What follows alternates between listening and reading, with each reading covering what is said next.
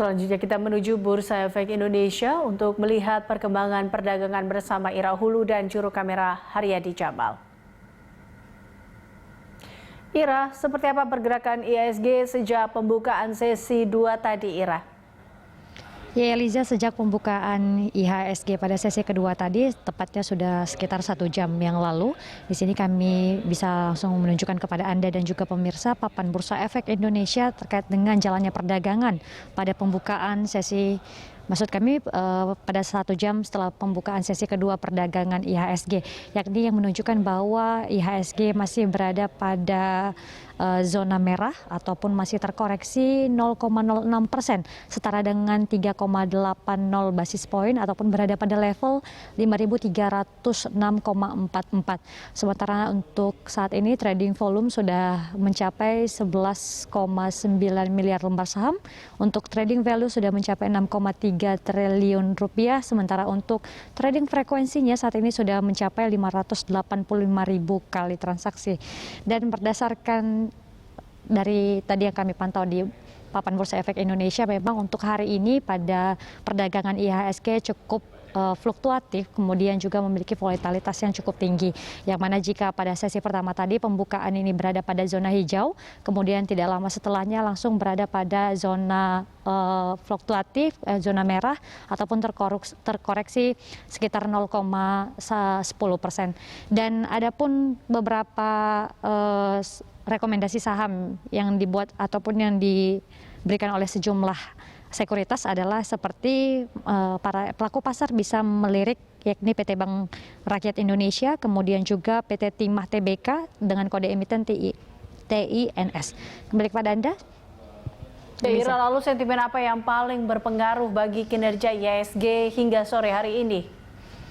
Ya, Eliza, ada pun sentimen yang paling berpengaruh untuk kinerja IHSG untuk sore hari ini adalah yang pertama, ini para pelaku pasar mengkhawatirkan terkait dengan adanya wacana pencabutan dari independensi Bank Indonesia melalui peraturan perundang-undangan yang tengah disiapkan. Yakni beberapa waktu yang lalu memang sempat ada wacana bahwa akan terjadi reformasi Perpu keuangan, sistem keuangan seperti itu, sehingga ini pun memicu respon yang cukup variatif dari para pelaku pasar, sehingga bisa dipastikan untuk hari ini bisa dikatakan IHSG ini cukup terombang-ambing.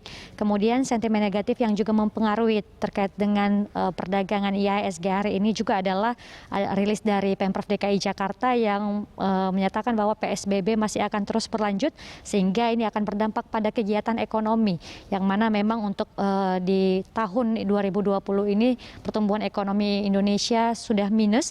Kemudian jika nanti di kuartal ketiga PDB Indonesia juga masih dalam kondisi negatif, maka artinya Indonesia tidak akan bisa mengelak lagi dari kondisi resesi seperti beberapa waktu yang lalu sudah disampaikan. Kemudian selain itu juga ada pun sentimen tetap positif yang tetap menggerakkan IHSG adalah pernyataan dari Joko Widodo selaku Presiden Republik Indonesia bahwa vaksinasi akan terus dilakukan sampai nanti pada Januari 2021.